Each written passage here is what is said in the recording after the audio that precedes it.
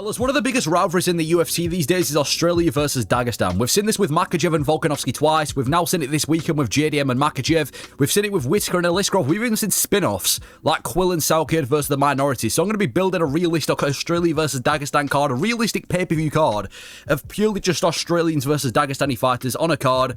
And we'll just go straight in there with the main event. And then the main event, I'm not going to spend too long on it because we've been going on it all week. JDM versus Makhachev.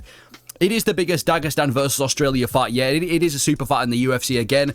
Goes without saying, we've seen it this weekend, and this kind of continues the whole Australia versus Dagestan rivalry, the whole narrative that JDM's trying to avenge Alexander Volkanovski and get that win back for Australia. Makhachev moving up a weight class, trying to chase a second belt. They've both got obviously their own purposes, their own goals. So yeah, JDM Makhachev probably going to be the biggest Australia versus Dagestan fight. I'm not going to spend too long on it because we've been talking about it all week, but that would be the main event of this theoretical Australia versus Dagestan card. And then for the co-main event, I feel like there's an easy title fight you can do for a co-main event, and it has to include Volkanovski. You can't do an Australian card without Volkanovski. So I'm going to do Volkanovski versus Movsar Evloev. Again, a realistic title fight. If this fight got announced next for the featherweight belt, I don't think anybody would be massively disappointed. This fight makes ultimate sense.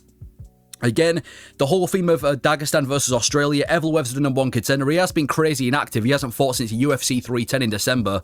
But this would make sense, you know. Movsar Evloev, top 3 in the featherweight division, undefeated, 4 ranked wins. Volkanovski's looking for opponents. Another easy Australia versus Dagestan fight. And you know what? This one's actually more winnable for Volkanovski. He's having to face another Dagestani, but it's in his weight class. A guy that's not as talented as Makhachev. So to continue the whole Dagestan versus Australia rivalry, I'd do Volk versus Evloev. Yeah, this makes sense. It could even be, like I said, the next title fight in the UFC. There's literally 2 title fights in the UFC right now where without having to force a contender to fight the champion, you could easily pull off an Australian versus Dagestan card, Dagestan fight. This is one of them. So Volk, Evloev makes ultimate sense for the co-main event. And yeah, we get that done.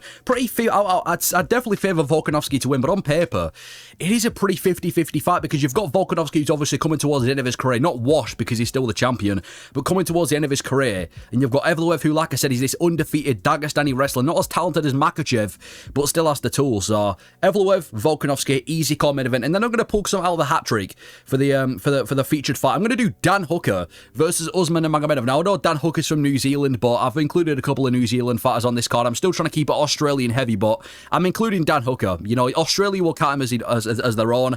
Hooker versus Usman Nurmagomedov. Listen, if Makhachev's moving up to 117, he's going to stay there. Now is the perfect time to bring Usman Nurmagomedov over to the UFC. Now, I don't think the UFC would give him an immediate title fight, but him and Dan Hooker, easy top 5 fight for Usman Nurmagomedov. Like I said, he's part of that Nurmagomedov crew with Umar Nurmagomedov and Khabib. He's like the third brother that's always getting talked about in PFL, and everyone's been like, how would he do in the UFC? Now's his chance. 155's free. No Makhachev, no Khabib. Let's get him over in the UFC, and I think Dan Hooker's the perfect test because Dan Hooker comes to scrap every single time. He's on a 3-fight winning streak. He's one of kind of Australia and New Zealand's better fighters in the UFC right now. I mean, if he beats Salman Sarukian, he's going to be in a title fight. That would be the perfect kind of test for Usman Nurmagomedov because if Dan Hooker goes out there and completely overwhelms Usman Nurmagomedov, that's going to completely tarnish Usman's legacy. Not that, you know, Dan Hooker's a bad fighter or anything, but it kind of gets rid of this whole unstoppable Dagestani force that takes over 155. Obviously, if Usman Nurmagomedov makes easy work of Dan Hooker, after that it would be a title fight at 155. But again, you've got another Nurmagomedov brother against one of the most Australian/New Zealand men you can make, one of the most Kiwi men you can find in Dan Hooker. Wrestler versus scrapper. Hooker versus Usman Nurmagomedov. Massive fight. Usman's debut in the UFC, instant top 5 guy, and again, Dagestan versus Australia, it makes sense. And then for the 4th fight down, I do Robert Whittaker versus Sharon Magomedov. Now, I do think this is a bit of a step up for Sharon Magomedov if we're talking in terms of realistic fights, but this is a fight that could make sense, and I wouldn't be massively mad if this fight was actually announced by the UFC. Sharon Magomedov versus Whittaker. We've obviously just seen Whittaker last year knock out a different Dagestani in Ikram Aliskerov, and just the style of this fight, like Robert Whittaker, even though, like I said, he's towards the end of his career, his performances recently haven't been the best, he's still one of the more dynamic, better strikers in the middleweight division. You put him in against one of the best kickers, again, super dynamic kicker, unranked, in the middleweight division in Sharon Magomedov, a pure striking matchup, another Dagestani fighter where Whittaker doesn't have to worry about the wrestling. I think this will be a sick fight. Again, one of those kind of scrappy fights you can guarantee is going to be a banger. No takedowns having to worry from Sharon Magomedov.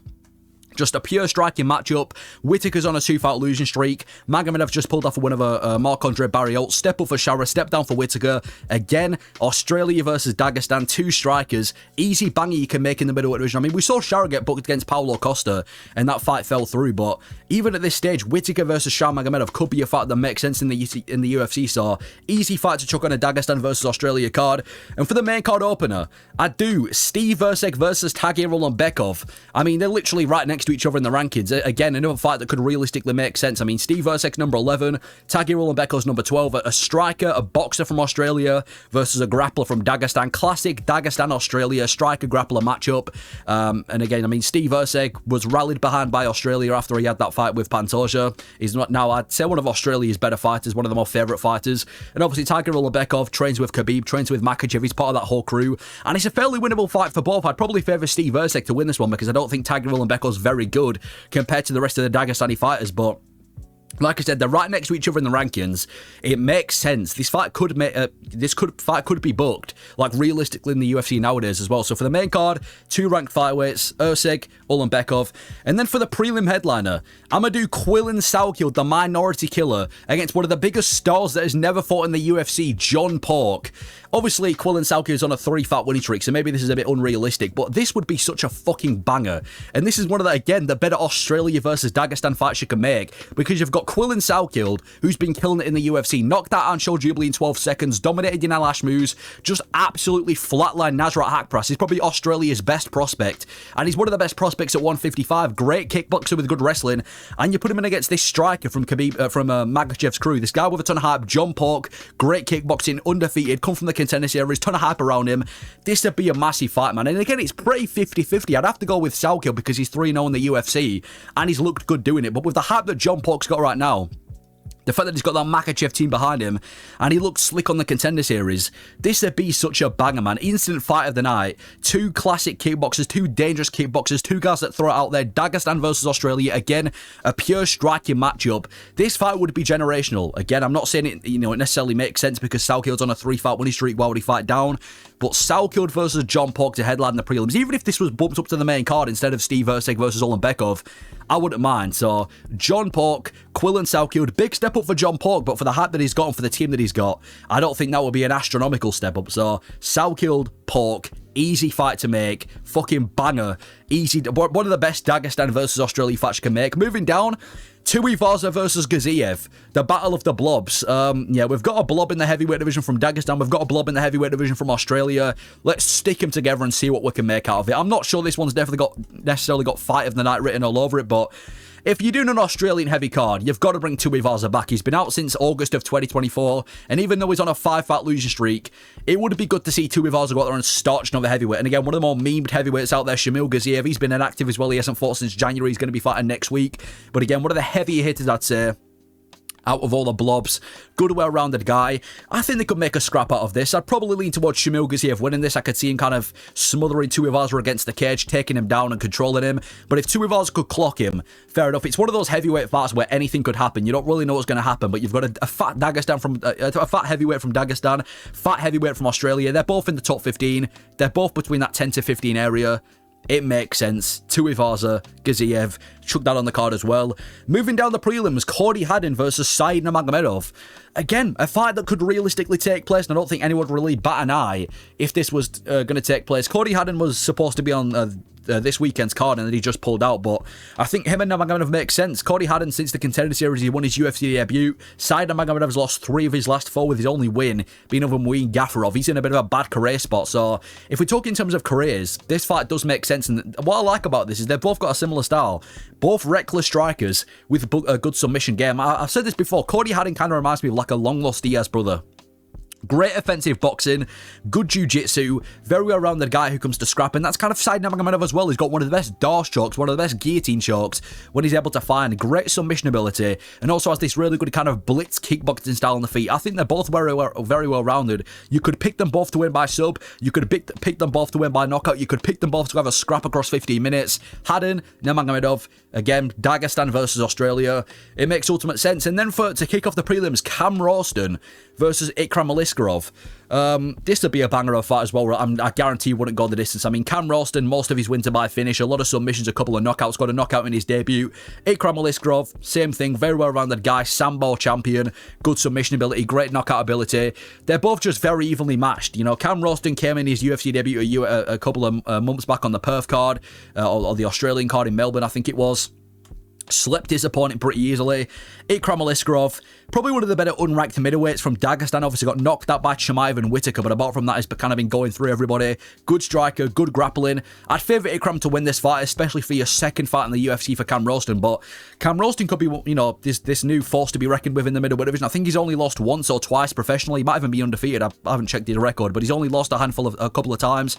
He's got like an 80% finishing rate. Just got a knockout on the UFC after getting a finish on the Contender Series. So one of Australia's better middleweight prospects, and obviously Ikram, known guy in the middleweight division from Dagestan. Put them against each other, should be a decent fight. And then if we just skim through some early prelim, Brando Perisic versus Rizvan Kuniev.